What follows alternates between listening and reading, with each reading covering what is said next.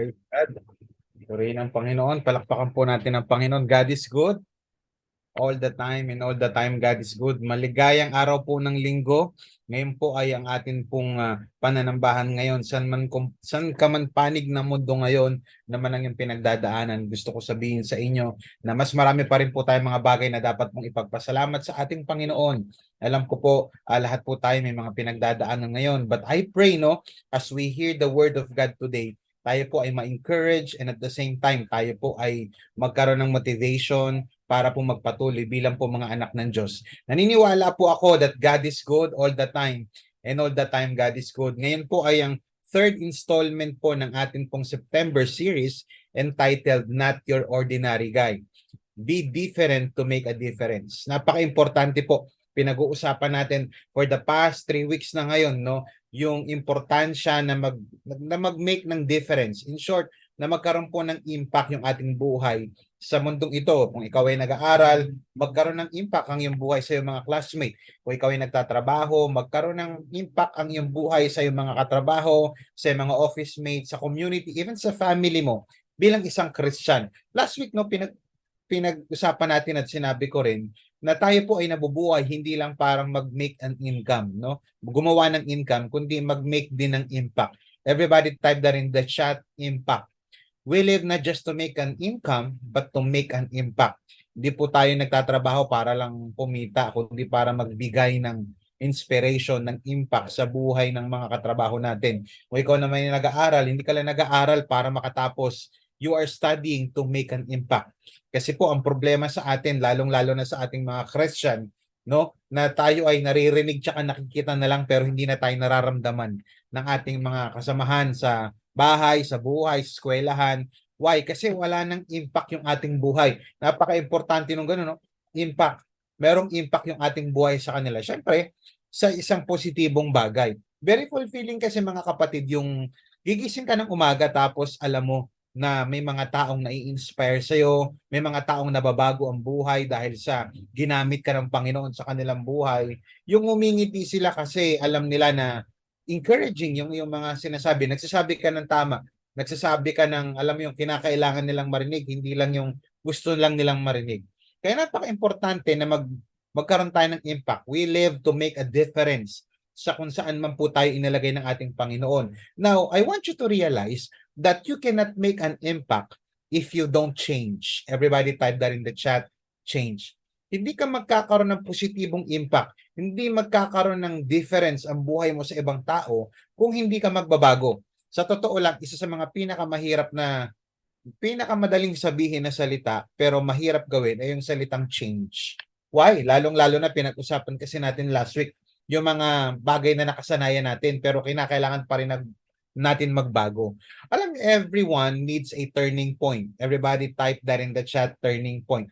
Whether ikaw ay Christian or ikaw ay bumibisita lang dito para makapakinig, lahat ho tayo, whether naniniwala ka sa Diyos o hindi, whether matagal ka ng Christian o hindi ka pa, o bagong Christian ka pa lang, we need a turning point. Now, what does it mean? Ito pong sinasabi nating turning point. A turning point means an important moment of change. Yan. Ang turning point daw, ito yung importanteng moment o bahagi ng buhay natin na kung saan tayo ay magbabago. Especially one with beneficial results. Yung merong benefit ito, lalong-lalo na sa ating ikabubuti. A time or incident that marks the beginning of a completely new and usually better life. Kaya napaka-importante po ng turning point sa atin kasi lahat po tayo, kinakailangan po natin ng turning point. Ano man ang ating situation ngayon, lahat naman siguro tayo, gusto natin umayos ang ating buhay, gusto natin umayos ang ating perspective, gusto natin umayos yung mga pinagdadaanan natin problems. Everybody needs a turning point. Lalo na kung hindi na maganda yung sitwasyon ng buhay mo. Gusto mo talagang umayos yung sitwasyon nito, kaya napaka-importante ng turning point sa ating buhay, yung pagbabago. Pag sinabing turning point, ito yung moment na kung saan, ito yung exact moment na kung saan ikaw ay nagbago o nag-transition mula sa isang place to another. Bigyan ko example, yung mga nag-artista, paano ka na-discover yan? Ano yung turning point mo? Yung mga dating hindi naman ganun kayaman tapos yumaman, ano yung turning point? Ganon din sa pagbabago. Ano yung turning point mo? Bakit dati ganito yung grades mo, ngayon tumaas? Ano yung turning point? Maaring sa finances, sa school, sa business, sa work, even sa relationship. Ano yung turning point? Bakit nagpatawad ka? Ano yung what made you forgive? What made you change? Yun yung turning point. Ano yung mga alam mo yun, yung mga nangyari, yung mga naganap bago yung turning point ng buhay mo. And today, join me in our topic entitled Turning Point. Yan. Pag-uusapan natin itong turning point na to. What leads you to your much awaited turning point? Mamaya pag-uusapan natin yan. Ano nga ba yung magdadala sa isang tao sa matagal niya nang inaasam na turning point o punto ng pagbabago? Now, I want you to open your Bibles with me, no, sa Matthew chapter 6 verse 6 through 13. Mateo 26 6 hanggang 13. No, basahin natin ito sa English, and then later I'll explain to you the context. Sabi ng verse 6, while Jesus was in Bethany, in the home of a man known as Simon the leper. Ito yung panahon na kung saan magdi-dinner sila Jesus sa bahay ng dating may ketong. Gumaling na yan, tawag lang sa kanya Simon the leper kasi yun na yung tumatak sa kanya. Pero napag gumaling na yan, no? Verse 7, a woman came to him with an alabaster jar of very expensive perfume. Meron daw isang babae na lumapit sa kanya na merong alabaster jar na merong laman-laman na expensive perfume, mamahaling pabango, which she poured on his head as he was reclining at the table. Verse 8, when the disciples saw this, they were indignant, nagalit sila. Why this waste, they asked. Verse 9, this perfume could have been sold at a high price and the money given to the poor. Mukhang maganda naman ang intensyon. Verse 10, aware of this, Jesus said to them, why are you bothering this woman? She has done a beautiful thing to me. Verse 11, the poor you will always have with you, but you will not always have me. Verse 12, when she poured this perfume on my body, she did it to prepare me for burial. Verse 13, I tell you the truth. Wherever this gospel is preached, meaning the good news, kapag na-share throughout the world, what she has done will also be told in memory of her. Purihin ang Panginoon sa pagkakabasa ng kanyang salita. Ang context nitong verse 6 hanggang 13 na ito, si Jesus Christ nung inanoint sa Bethany. Ito ay istorya ng isang babae who made an impact not just in our lives but primarily sa buhay ni Jesus Christ, sa storya ng gospel at sa storya ng mga unang mananampalataya. Nagbigay siya ng impact, nagkaroon ng matinding marka yung kanyang buhay sa buhay hindi lang ni Jesus kundi sa buhay ng ibang tao dahil sa kanyang kagilag-gilalas, yung kanyang amazing thing o amazing act na ginawa. Etong kaya pansinin niyo sa verse 13, no, what she has done will also be told in memory of her. Etong woman na ito, may account yan si Matthew, ito binabasa natin Matthew 26. Sa Mark chapter 14 verse 3 to 9, meron din siyang account. Kaya lang hindi pinangalanan, sinabi lang woman sa Matthew and Mark. Pagdating ng Book of John, meron din niyang account. Basically sa John chapter 12, no, verse 1 to 3 onwards, pinangalanan ni John na itong babaeng ito ay si Mary, sister of Martha and Lazarus. Si Lazarus, ito yung binukay ni Jesus Christ. Remember, sa John, kung hindi ako nagkakamali, John chapter 11, si Lazarus ay nabuhay. Ayan yun. Kasama rin nila sa account ni John, Book of John, si Lazarus. Pero yung babaeng ito, si Mary. Now, ang tanong, ano yung pwede natin makapulutan na aral dito kay Mary that leads her to, alam mo yun, her much awaited turning point? Ano yung nagdala sa kanya sa matagal niya ng inaasam na turning point o punto ng pagbabago ng kanyang buhay? Yes, nag-serve siya kay Jesus, pero bilang mga mananampalataya, ano yung practical application? Pinag-usapan natin yung then and there, yun ang nangyari.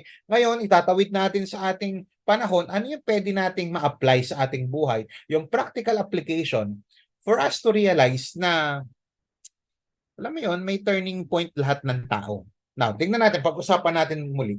Verse 6 and 7, basahin natin. While Jesus was in Bethany, in the home of a man known as Simon the leper, a woman came to him. Pakitype nga sa comment section, woman. A woman came to him with an alabaster jar of hindi lang expensive, very, hindi lang mahal. Napakamahal na perfume, which she poured on his head as he was reclining at the table.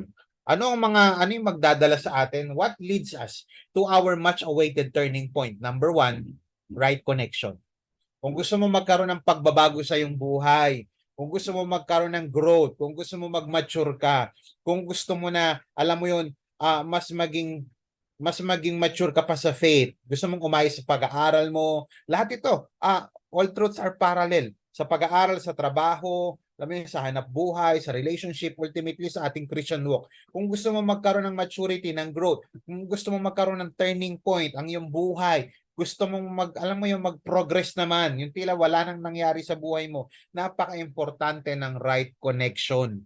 Napansin ko lang, no, as I have observed in my life, no, hindi lang sa buhay ko kundi sa buhay ng ibang tao, napansin ko lang lahat ng successful na tao ay nakakonekta sa mga tamang tao. Naobserbahan niyo ba 'yun? Ulitin ko ang lahat ng mga successful na tao, whether successful na estudyante, negosyante, empleyado, successful na pastor, life group leader, successful na Christian, listen to this, nakakonekta sila sa mga tamang tao.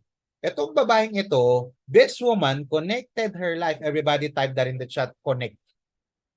Pwede bang i-type natin sa comment section, connect? This woman connected her life to Jesus. Ibinikit, kinonekta niya yung kanyang buhay kay Jesus. Kaya nga sabi ng verse 6, while Jesus was in Bethany in the home of a man known as Simon the leper, a woman came to him. May lumapit sa kanya, inilapit ng babae yung kanyang sarili.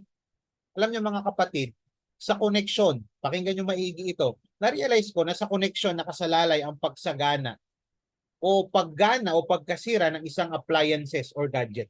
Ulitin ko sa connection nakasalalay yung paggana, yung pag-operate, yung pagiging effective para maging kagamit-gamit yung isang gadget o isang appliances. Obserbahan ninyo, kapag yung isang 120 volts na appliances sinaksak mo sa 220, what will happen? Nasubukan nyo na ba yun? Nagsaksa kayo ng TV, nagsaksa kayo ng refrigerator, nagsaksa kayo ng radyo, nagsaksa kayo ng washing machine na 120 volts, tapos sinaksak mo sa 220, ano mangyari? Sa sabog, masisira, hindi nagagana. Pero kapag ka nasa tamang connection itong appliances na to, gagana, may enjoy mo yung benefit, magiging productive, magiging effective yung pagkakagamit mo sa appliances na to. Same as with our lives. The reason kaya maraming tao ngayon, they are not reaching their full growth potential. Maraming estudyante ang hindi na-reach yung kanilang full growth potential. Maraming young professionals, they are, alam mo yun, hindi nila na-achieve yung kanilang full growth potential, even mga negosyante. And sadly, maraming Christians ang hindi na-achieve yung kanilang full growth potential spiritually. Maraming Christian hindi naging successful sa kanilang spiritual walk kasi hindi tama yung kanilang sinasaksakan. Hindi tama yung kanilang kinokonikan. Hindi tamang tao yung kanilang mga kasama. Ito yung paulit-ulit nating sinasabi. If you want to be effective, if you want to enjoy yung isang gadget, yung isang appliances, kailangan i-connect mo ito sa tamang saksakan, sa tamang supply para gumana. Ganon din ang ating buhay. Gusto mong gumana ng maayos yung buhay mo? Sino kasama mo araw-araw? Sino pinapakinggan mo? Sino dinidikitan mo? Sino yung mga tao bang kasama mo araw-araw na majority of your time?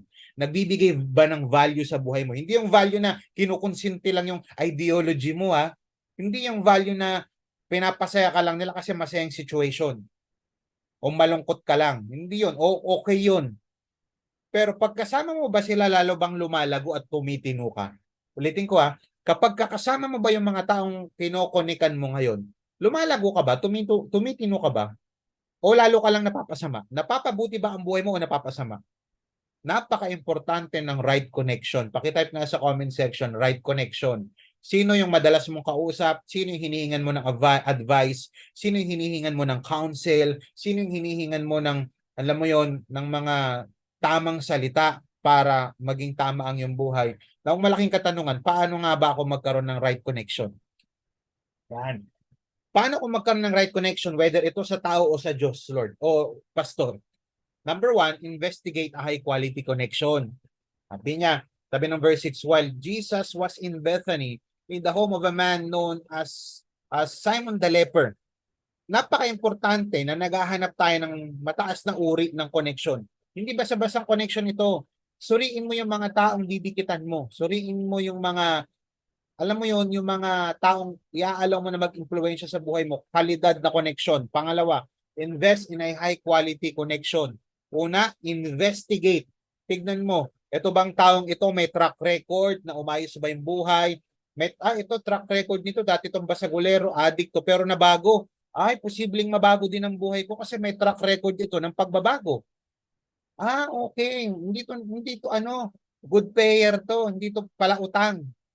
Hindi pala umuutang, hindi pala utang to. O kung umuutang man, good payer, maganda dikitan to. Hindi to nagtatago. You see, investigate. Pangalawa, invest in a high quality connection. Una, investigate. Alamin mo. Tapos kapag nakita mo na itong taong ito, itong organization na ito ay makakatulong sa akin for me to know God better. Sabi ng verse 7, a woman came to him. Yun na, nag-invest na ng effort, ng time, mamaya, even ng treasure. Etong babaeng ito, itong si Mary. Ano yung pwede natin matutunan dito? Matuto kang mag-invest sa isang dekalidad na connection. What I'm trying to point is this. See to it na meron kang tamang relationship doon sa mga taong makakatulong sa'yo for you to become a better person, for you to become a better student, for you to become a better friend, for you to become a better husband. Pambihira, gusto mong maging mabuti kang estudyante, kasama mo mga nagbubulakbol, mga nangungopya, nagmumura, sumasagot sa magulang. Gusto mo maging maayos yung iyong hanap buhay, pambihira, dumidikit ka sa mga manggagancho, sa mga scammer. Gusto mong maging maayos kang ama, ang kasama mo mga balahura, yung mga bastos na tatay. Gusto mo nga maging mabuting ina, kasama mo yung mga hindi maayos na nanay. You see, napaka-importante na nag-i-invest tayo sa mga tao. Ini-invest natin yung ating time, talent, and treasure sa mga tao na makakatulong sa atin. Listen, the quality of your investment determines the quality of your connection. Make the most out of your time with someone. Spend time. Spend time with your mentors, spend time with your friends na makakatulong sa iyo sa business, sa ministry, sa relationship mo kay Lord. Don't just work. Huwag ka lang basta-basta magtrabaho. Build a network. Network, ano ba ito, Pastor? Networking? Hindi, in a sense, networking. Bumuo ka ng network of friends na makakatulong sa iyo sa growth mo, spiritually, financially, socially, mentally. You see, ang sabi ni Robert Kiyosaki, the richest people in the world look for and build networks. Everyone else looks for work. Yung iba, naghahanap lang ng trabaho. Pero yung mga matatalino at magagaling daw na tao, nagbi-build ng mga tao, bumubuo ng grupo, ng network na kung saan makakatulong sa kanila for them to reach their God-given dream and potential. Same as with our spiritual life. Napaka-importante na dumidikit tayo doon sa mga kapatid natin, doon sa mga kapwa natin, mga ka-faith natin, mga kapwa mananampalataya, na alam mo yun, yung iba, they're just looking for happiness. They're just looking for, alam mo yun, kung ano lang makukuha ko dito. Pero itong mga taong ito, yung mga magagaling na taong ito, yung mga successful na mga Christian, hindi ito yung maraming pera, kasi merong maraming pera, hindi successful na Christian. Meron naman, walang pera, pero successful na Christian. But I'm not saying na wag tayong mag-earn, magsipag, okay yun. Pero gusto ko lang sabihin sa inyo na minsan hindi pera ang basihan para masabi mong tunay na pinagpala ng isang Christian, ng isang tao. Now, spiritually speaking, listen to this, the greatest connection that you may have is none other than Jesus Christ Himself. Ang pinakamatinding connection na tama, na hindi nagkakamali, the greatest connection na pwedeng magkaroon ka ay ang connection mo sa Panginoong Jesus. Why? Because if you have Jesus in your life, you have everything. Why? Pambihira kapag na kay Jesus Christ ka, hindi ka talo, panalo ka. Kaya tindihan mo yung devotion mo, tindihan mo yung pakikipag-ugnayan mo. Because the quality of your devotion to God determines the quality of your connection to Him. Kapag mali ang connection mo, mali rin ang application mo. Kaya kung gusto mong maayos at gumana ng maayos ang buhay mo base sa pagkakagawa sa iyo ni God, see to it na meron kang tamang connection kay Jesus. You see, what I am preaching right now is not a change of religion, but a change of connection. Ibig sabihin spirituality, relationship. Nag-o-offer ang ating Panginoon ngayon, hindi ng bagong relihiyon, kundi ng isang relationship na matagal mo nang hindi natatagpuan. What I am promoting is not just the religion of Christianity, but yung relationship na ino-offer ng founder ng Christianity, which is si Jesus Christ. Ulitin ko, the greatest connection na pwede mong taglayin ngayon, listen to this, ay ang relationship mo kay Jesus Christ. See to it that you pray, see to it, paano ako lalo pang lalago sa aking connection kay Jesus? How's your prayer life? How's your life group? Umaating ka pa ba ng life group, ng fellowship? Umaating ka pa ba ng Lord's Day? Nagdi-devotion ka pa ba with journal? Nagpapatrain ka pa ba? Nagpapa-coach ka pa ba? Nagpapa-mentor ka pa ba? You see, are we really seeking God in our lives?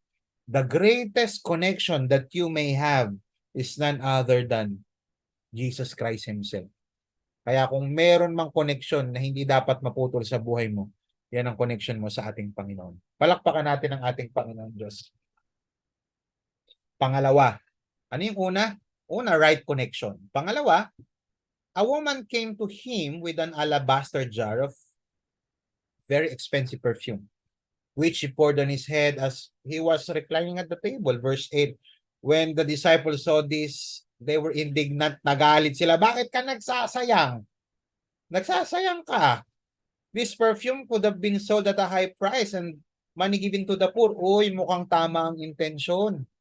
Verse 10, aware of this, Jesus said to them, why are you bothering this woman? She has done a beautiful thing to me. The poor you will always have with you, but you will not always have me physically.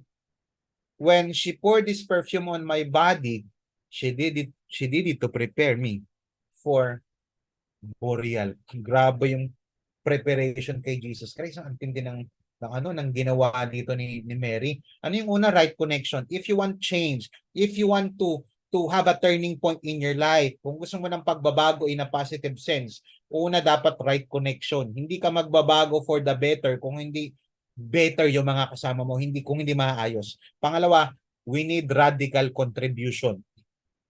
Gusto mo magkaroon ng pagbabago sa buhay mo? Bantayan mo yung mga inaambag mo sa buhay na ito. First, she connected to the right person. Kumonek siya kay Jesus. Pangalawa, hindi lang siya basta kumonek, she made a radical contribution. Now, pakinggan nyo maigi ito. Yung impact ng buhay ng isang tao ay may kinalaman sa kakaibang naiambag niya sa mundong ito. Ang tanong, ano na ba ang naiambag mo sa mundong ito? Wala po, puro kalokohan. Ano na naambag mo sa school, sa groupings nyo? Wala po. Ano na naambag mo sa kumpanya? Wala rin po. Puro kalokohan, negatibong pag-aambag. What I'm trying to point is this, yung positibong naiambag mo. Now, if you want to, have a turning point in your life, yung buhay na may pagbabago, number one, paano kung magkakaroon ng radical contribution? Yung radical, kakaibang naiaambag, na ibibigay. Yan ang ibig sabihin. Number one, it requires excellence. Radical contribution requires excellence. Pakitype nga sa comment section, excellence. Pag sinabing excellence, tignan nyo, sabi ng verse 7 muna, with an alabaster jar of very expensive perfume. Now, ano ibig sabihin ng excellence? Pag sinabing excellence, listen to this, to excel means to do well. Pakitype nga sa comment section, do well or better. Yan, type nyo do well, pwede rin better, type nyo dyan. Pag sinabing mag-excel ka, excel in your chosen fields of interest and endeavor. Kung ikaw ay swimmer, mag-excel ka sa pagiging swimmer. Kung ikaw ay estudyante, mag-excel ka, galingan mo sa pagiging estudyante. Kung ikaw ay trabahador, galingan mo sa pagiging trabahador. Kung ikaw ay isang driver, mag-ambag ka ng excellence, galingan mo sa pagiging driver. Yan ang ibig sabihin ng excel. To do well or better, it means to do better than the average people. Hindi ka ordinaryong Christian, hindi ka ordinaryong manggagawa, hindi ka ordinaryong tatay, hindi ka ordinaryong life group leader, hindi ka ordinaryong anak. Than a given standard or than previous personal achievement. Alam niyo po, bigyan ko kayo ng konting background dyan sa perfume na yan. Yan yung perfume na yan, galing sa salitang Hebrew. Sorry, hindi ko na ilagay dyan, no? Galing sa salitang Greek na muron, na ibig sabihin ng sense of ointment or perfume ointment. Si Mark, sinulat niya yan, in-specify niya, perfume oil, nard or spikenard. Yun yung ibig niya sabihin dyan. Mabango ito. Now, itong spikenard na to ay isang very valuable na perfume during their times. At itong perfume na to, it is extremely expensive. Kaya nga pansinin nyo, sinabi dyan, kaya nang magpakain niya ng mahihirap, isang taong sweldo ng ordinaryong manggagawa ng panahon nila. Alam niyo ba, according to scholars, kung ilalagay natin yung presyo niyang oil na yan sa panahon natin ngayon, sa mga minimum wage earner, that's about 146,000 pesos. That's almost 150,000 pesos. Ulitin ko, hindi 15, hindi 150 pesos. 150,000 pesos. At malamang sa malamang itong si Mary, according to scholars, na ito ay pwedeng ito ay treasure ng pamilya nila o minana niya sa kanilang pamilya. Na ito kapag ka ito ay once na binasag na itong perfume na to, hindi mo na pwedeng ibalik yung takip. Gagamitin mo na siya one time. Kaya napaka ano nito, napakamahal nito at galing pa to sa Northern India at ginagamit ito usually na mga Romans para i-anoint yung head nila. At ipinakikita ng Bible na hindi lang sa paa nilagyan ni Mary si Jesus, even sa kanyang ulo. Sa Matthew kasi yung account ni Matthew sinabi pa eh. Pero pagdating kay Mark chapter 14, ay minention pati yung ulo inilagyan. Now, ano ibig sabihin? Listen to this. The woman gave Jesus a very expensive perfume. Binigyan ng babaeng ito si Jesus ng napakamahal, excellent, hindi ordinaryo. Kayamanan ito. Sobrang mahal, isang buong taon na sweldo na. Kaya nga nagalit yung mga disciples eh.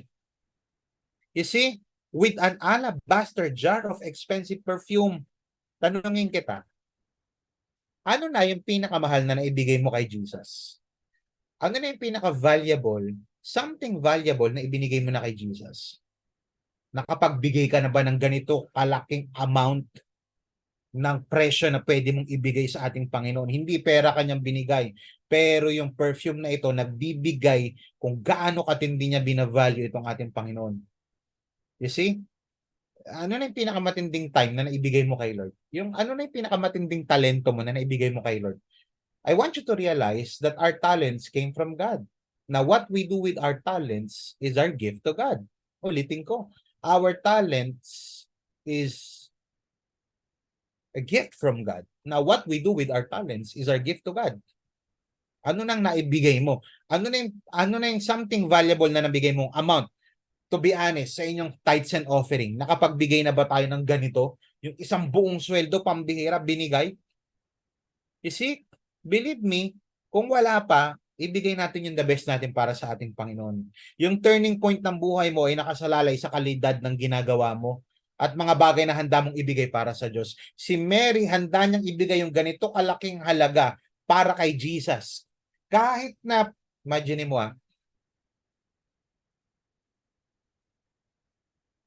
kahit na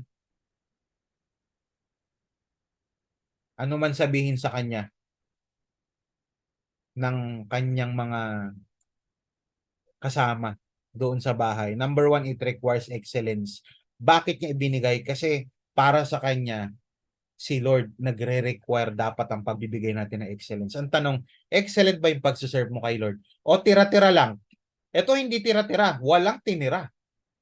Tayo, excellent ba yung binibigay nating time kay Lord? Excellent ba yung pagbibigay natin ng regalo natin kay Lord by means of our talents? Excellent ba yung ginagawa natin kay Lord by means of our treasures? O tira-tira na lang, mas takot pa tayo sa Judith natin kada buwan kaysa kay Lord. You see? Ang pagbibigay, according to Will Foster, pakinggan nyo itong maigi. Sabi ni Will Foster, quality is never an accident. Uy, quality education. Kaya pansinin nyo, iba yung kalidad ng mga mamahaling eskwelahan sa mumurahin. Hindi ko naman minamaliit. Pero yung quality, yun yung pinapangako nila. Quality product, quality rubber shoes, quality coat, quality laptop, quality cellphone. Yung ikukumpara mo yung halaga ng isang mamahalin na worth 80,000 na cellphone, mas quality siya sa tag 8,000 na cellphone. Nakukuha nyo? Because quality is never an accident. It is always the result of high intention sincere effort, intelligent direction, and skillful execution. Ganon din sa pagsuserve natin sa Panginoon. Ganon din sa pagmamahal natin sa ating Diyos. Yung quality ng pagsuserve, yung quality ng devotion, yung quality ng time, yung quality ng prayer. Kamusta? Tira-tira na lang binibigay mo kay Lord, no? Kamusta devotion? Kamusta pagla-live group? At pagka magla-live group lang ako pag gusto ko, you see, if you want quality time with God, hindi ito aksidente. Sinasadya ito. Growth is intentional. Change is intentional. Maturity is intentional. Giving the best to God is intentional. Ito ay resulta ng isang intentional na aksyon. Hindi ito tsambahan lang. Ang pagpapala, hindi yan tsambahan. If you want blessing from God, then be a blessing. Hindi lang kay Lord, kundi sa kanya mga gawain. Ulitin ko, radical contribution will require excellence. Ibigay mo yung the best mo. Mamaya magbibigayan na naman tayo. Mamaya magbibigay na naman tayo ng ating treasure. Kamusta? With excellence ba? Magbibigay ka pa ba ng time kay Lord? Magbibigay ka ba ng time sa pananalangin, sa pag-share ng Word of God, sa pag-attend ng live group, sa pag-attend ng Sunday services? Imagine mo, online na nga lang, hindi pa mabigay yung excellence kung ano-ano pa ginagawa tuwing linggo. Hindi magkaroon man lang ng 1 o 2 oras kay Lord lang muna makikinig ako ng salita ng Diyos. Excellence naman. Kung sa iba ayaw natin paistorbo, edi dapat pag sumasamba tayo kay Lord, ayoko rin paistorbo. Makikinig lang muna ako sa salita ng Diyos, sa mensahero ng Diyos. Ulitin ko mga kapatid, paano magkakaroon ng radical na contribution? It requires excellence. Pangalawa, what does it mean to make a radical contribution? It irritates the average. Una, nagre-require ito ng excellence. Pangalawa, pagka-radical yung contribution mo, ba't ganun kakaiba yung binibigay nito? Naiirita to yung mga average, yung mga normal. Tingnan nyo sabi ng verse 8. When the disciples saw this, they were indignant, nagalit. Disciple to ha. Nagalit sila. Sabi niya, bakit ka nagsasayang? Itong pabangong ito, sabi ng verse 9, pwede mong ibenta sa high price. Sabi nga, isang taong sweldo eh. Tapos yung 150,000, pwede namang ibigay sa mahihirap eh. You see? Sayang, sasayangan ako dyan sa ginawa mo. Kaya napaka-importante when you are giving your best to God, time, talent, and treasure, nagbibigay ka ng full effort mo sa pagsaserve kay Lord, maraming hindi matutuwa. Ulitin ko, when you give your best to God, paano ko malalaman when I'm giving my best to God? Ito tanong, Pastor, paano ko po malalaman kapag ibinibigay ko na talaga yung the best ko kay Lord, yung radical contribution ko kay Lord, sa kanyang body, sa kanyang church? Paano ko malalaman kung the best yung binibigay ko? Paano? Type nyo nga sa comment section, paano? With question mark. Paano? Kapag marami nang naiirita sa'yo. Bakit? Kasi kapag kakaiba yung iyong pagbibigay, nag-e-excel, may excellent yung iyong pagbibigay, hindi natutuwa yung normal. Maraming may inis sa'yo. May mga taong hindi mauunawaan yung ginagawa. Ba't ka nagsiserve? Imagine mo, maating ka na ng Sunday, tapos sa ating ka pa ng live group, tapos magli-leader ka pa dyan. Imagine mo, nagbigay ka na nung 2014, magbibigay ka pa ngayon taon ito. Oy, wow. Nagbigay ka na last year sa church, magbibigay ka pa ulit dito. Sa kanila, normal yung hindi nagbibigay. Average yun sa iba. Pero sa atin, with excellence, sinusunod natin ang salita ng Diyos. I'm giving my best to God. My life, my heart, my body, my mind. You see, I'm giving my best to God. Paano ko malalaman kapag binibigay mo na yung the best mo kay Lord? Pinipersecute ka, nagagalit. Ano pa naman yan? Sobra na yan, ha? Nag-church na last week, nag-church pa ulit ngayon. Sobra na yan. O, di ba yung mga ganyan? Ano pa naman? Naging na-born again ka lang, ganyan na anong ugali mo, hindi ka na sumasama sa amin sa paglalaseng. Iyon kasi yung average. You see, kapag gumagawa ka ng tama, kapag gumagawa ka ng something with excellence para sa Panginoon, maraming hindi matutuwa, maraming maiinis sa'yo. May mga taong magsasabing, ano ba naman yan, ang KJ mo naman. Kaya nagagalit sa'yo kasi may ginagawa kang kakaiba. Imagine mo, out of nowhere, biglang binasag. By the way, hindi yan glass ha. Stone, yung lalagyanan na yun. Biglang binasag tapos pinahid sa paa ni Jesus Christ. Ang ginamit pa, buhok. Eh sa kanila pambihira, kabastusan yun, yung magladlad ka ng buhok sa kanilang customs. Pero bakit na-please dito si Jesus Christ? Nantindi ng antindi ng ginawa nitong babaeng ito. Kaya wag kang magtaka when people are trying to pull you down because you are on your way up. Ang tawag ng mga taong hindi nananampalataya kay Lord, sayang, waste of money. Ba't ka pa nagbibigay dyan sa church? Nako, peperahin lang yan ng mga pastor nyo. O ano pa sinasabi? Ba't ka pa nagbibigay ng time dyan? Unahin mo yung sarili mo. O, huwag kang mag-deny ng sarili mo. Eh sabi ng Bible, mag-deny. It's a waste of time. Huwag kang magbigay ng time mo dyan.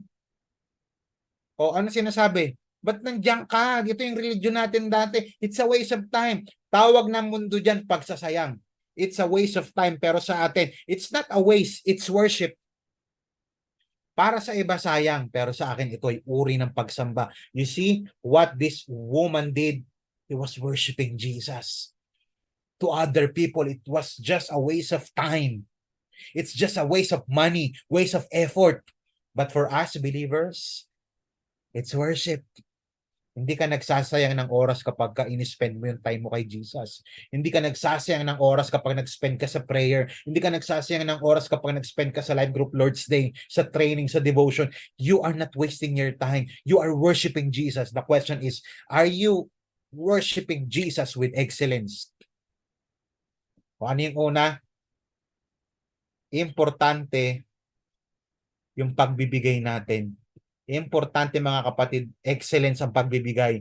Pangalawa, kaya lang pag nagbigay ka ng excellence, time, talent, and treasure mo, ibinigay mo yung excellent mo para kay Lord, kumbihira, maraming naiirita. Kasi average yung kanilang ginagawa. Kaya huwag kang magalit sa kanila, ipag-pray mo sila. Pangatlo, it gives value. Paano ako magbibigay ng radical contribution? It gives value. Sabi niya, sabi ng verse 10, aware of this, Jesus said to them, why are you bothering this woman? Hayaan nyo nga yung babaeng yan. Ginawa niya yung beautiful thing. She has done a beautiful, pakitype nga sa comment section, beautiful. She has done a beautiful thing to me. The poor you will always have with you, but you will not always have me. Physically yan ha. When she poured his perfume on my body, she did it to prepare me for my burial. Third, it gives value. Yung iba tawag dito, waste, pagsasayang. Pero ang tawag ni Jesus Christ doon sa ginawa ng babae na sa tingin ng iba pagsasayang, it's a beautiful thing. You see? Maraming tao yung tingin nila sa ginagawa mo, pag-attend ng church, pagsisimba, pag-pray, pananampalataya, paggawa ng mabuti, pag-invite sa church, pagbibigay, sa kanila pagsasayang yan ng pera, ng talento at ng kayamanan. Pero para kay Jesus Christ, the moment na nagbigay ka, it's a beautiful thing. Di baling hindi okay ka sa iba. Di baling hindi ka okay sa iba, basta okay ka kay Lord. God will vindicate you. What beautiful things you have done for the Lord. Ano na ba yung mga magagandang bagay na ginawa mo kay Lord? O puro sakit ng ulo, parang sa magulang. Ano na ba mga mabubuting bagay na ginawa mo sa nanay mo? O puro sakit ng ulo? Ganon din sa ating Panginoon, yung ating tatay sa langit. Ano na ba yung magagandang bagay na ginawa mo para sa ating Panginoon? You see, beautiful things that you will do for Jesus will result in beautiful things in your life. Kapag ka mabuti yung ginawa mo para kay Jesus, mabuti rin yung resulta niya sa buhay mo. Kaya nga sabi ng verse 12, di ba? Mabuti yung ginawa niya. Habang buhay, kahit ilang taon na, pag-uusapan pa rin yung ginawa niya. And as a matter of fact, hanggang ngayon, pinag-uusapan pa rin natin yung ginawa niya. It's a beautiful thing. Gusto mo ba someday yung mamatay ka na 20 years, 40 years, wala ka na dito sa mundong ito, pero pinag-uusapan ka pa rin ng mabuti? Yung sa mabuting side, hindi yung, yun yung namatay, buti na lang namatay yun. Sa mga ugali mo eh. Pero ito pambihira, wala na, pero pinag-uusapan pa rin. Kaya napaka-importante na nagbabago tayo. Kaya lang, pastor, ang hirap magbago eh. Tandaan ninyo kapatid, sabi ni Zig Ziglar, things that won't challenge you will never change you. Are you challenged sa time mo? Kayanin mo, pambihira. Are you challenged sa talent? Kayanin mo. Are you challenged with your treasure? Kayanin mo. Kasi yung mga bagay na binibigay sa'yo na problema, inaalaw ni Lord yan for you to change. You are challenged because God wants you to change. Pag walang challenge, walang change. Pag mong isipin lang basta-basta yung, alam mo yun, yung pinagdadaanan mo, tignan mo yung destination mo. Ma-inspire ka doon sa mapupuntahan mo, sa pagpapala, and ultimately, sa pupuntahan mo someday when kapag kinuha ka na ng ating Panginoon. Pwede bang palakpakan natin ang ating Panginoon? Lastly, verse 13, I tell you the truth, wherever this gospel is preached throughout the world, what she has done will also be told in memory of her. Not of me, sabi ni Jesus Christ, of her. Sa pag-alala sa kanya. You see, anong number 1? Right connection. Pangalawa, radical contribution. Pangatlo, remarkable conduct. Napaka-importante nito, remarkable conduct. Kapag may magandang nangyari, imagine niyo to. Kapag may magandang nangyari sa buhay ng isang tao, ang unang tanong, ano ginawa niya? Tama? Ba't gumanda grades nito? Anong ginawa niya? 'Di ba? Kapag may something beautiful that happened to a certain person, ang tanong lagi natin sa isip natin o kaya sa mga kausap natin, okay nangyari? Anong ginawa niya? Bakit gumanda yung buhay niya? Ang puti, dati ang itim niyan. Ano kaya iniinom niyan? Nagko-collagen kaya yan? Nagugluta kaya yan? Ba't pumuti? Ganda ng kotse niya. Anong ginawa niya? Umayos yung buhay Dati pala morena, nabago Dati lagi sila nag-aaway. Ngayon, grabe, nagmamahalan na sila mag-asawa. Dati nangungopia, ngayon, grabe, hindi na. Kapag may magandang nangyari sa buhay ng isang tao, ang lagi natin tanong, anong ginawa niya? Anong ginawa niya sa school, sa work, sa business, sa relationship, and even sa ministry? Kaya pansinin niyo kapag may isa kayong mga kaibigan na nabago, anong nangyari? Anyari? Ano nakain mo? Kuya, nagpupuat opo, di ka na nagmumura. Ano nakain mo? Di ba ganyan tayo? Nagmamarka ba yung ginagawa mo sa buhay mo? Sa school, nagmamarka ba yung ginagawa mo in a positive sense? Nagmamarka ba yung pananalita mo sa pamilya mo, sa mga anak mo, sa asawa mo, sa nanay mo, sa tatay mo in a positive sense? Nagmamarka ba ginagawa mo? Paano ko malalaman kung nagmamarka ito in a positive sense, in a biblical sense? Number 1, it's honorable. I tell you the truth, wherever the gospel is preached throughout the world, what she has done will also be told. Uy, honorable. What she did is morally correct for Jesus. Para sa iba, it's incorrect. But for Jesus, it's morally correct. Why? Because it is admirable and notable. Ginawa niya yung mabuting bagay. May mga mahihirap dyan, lagi nyo kasama yan. Ako ngayon nyo lang makakasama, mamamatay na ako, ipapako na ako sa krus. Listen, kapag katama ang ginagawa mo, tiyak positibo ang nagmamarka sa'yo. O nagmamarka ito positively sa ibang tao. It's honorable. Kaya siguraduhin mo yung ginagawa mo ngayon, magmamarka ito on a positive sense. Yung tipong wala ka na dito sa mundo pero pinag-uusapan pa rin yung nagawa mong kabutihan para sa iba. Pangalawa, paano ko malalaman kung nagmamarka na talaga in a positive sense? It's hard to forget. Sabi what she has done will be told throughout the world. Mahirap kalimutan yan, maniwala ka. Bakit? Kasi yung ginawa ng babae kay Jesus, nagmarka kay Jesus. May dating, may meaning ito kay Jesus, hindi lang to basta ganun. You see? Dapat yung ginagawa mo, may iwang marka. May mga tao kasi napagod lang pero hindi naman nagmarka yung buhay nila. Tandahan, mahirap kalimutan ang isang bagay na nagmarka sa'yo. Subukan mo. Sa positibo ito Pag tinanong kita ngayon, sino yung taong nagmamarka sa'yo? Yung nakatulong sa'yo? Yung natulungan ka sa buhay, sa finances, sa spiritual life mo, naayos yung pamilya mo, naayos yung iyong relationship with God, sino yun? Diba? Napaka-importante. It's simple. Go the extra mile and you will stand out from the crowd. Gusto mo magmarka? Simple lang naman Inspiration mo si Lord for the glory of God. Kung gusto mong mabago buhay mo, dapat magmarka yung ginagawa mo. Lalong-lalo na yung ugali mo. Kapatid, in conclusion, let me close with this. Verse 13, I tell you the truth, wherever this gospel is preached throughout the world, what she has done will also be told in memory of her. You see? May nasayang ba yung ibinigay ng babae kay Jesus Christ na worth 100 years na sweldo ng isang ordinaryong manggagawa ng panahon nila. Sa panahon natin, almost 150,000 pesos. Ang sagot, hindi. Walang nasayang na pera kapag ito ay naibigay kay Jesus. Walang nasayang na buhay kapag ito ay ibinigay kay Jesus. Walang nasayang na ikinabubuhay kapag ito ay ibinigay kay Jesus. Walang nasayang na buhay. Hindi sayang ang buhay mo kapag binigay mo ito sa ating Panginoon. You see, ako, almost 15 years ago, masasabi ko hindi na sayang yung pagbibigay ko, pagsusurrender ko ng aking buhay sa Panginoong Hesus. Kasi yung buhay kong ito ay nagagamit ni Hesus para sa buhay din ng ibang tao. Masasabi mo bang nasayang yung mga ibinibigay kong tithes and offering ko sa Panginoong Hesus? No. Kasi alam ko nagagamit ito ni Jesus para i-touch ang buhay din ng ibang tao. Don't waste. Mga kapatid, kung meron man ako sasabihin sa inyo ngayon, don't waste your time. Give it to Jesus. Surrender to Jesus. Don't waste your God-given talent. Use it for Jesus. Don't waste your treasure. Give the best to Jesus. Manalangin po tayo.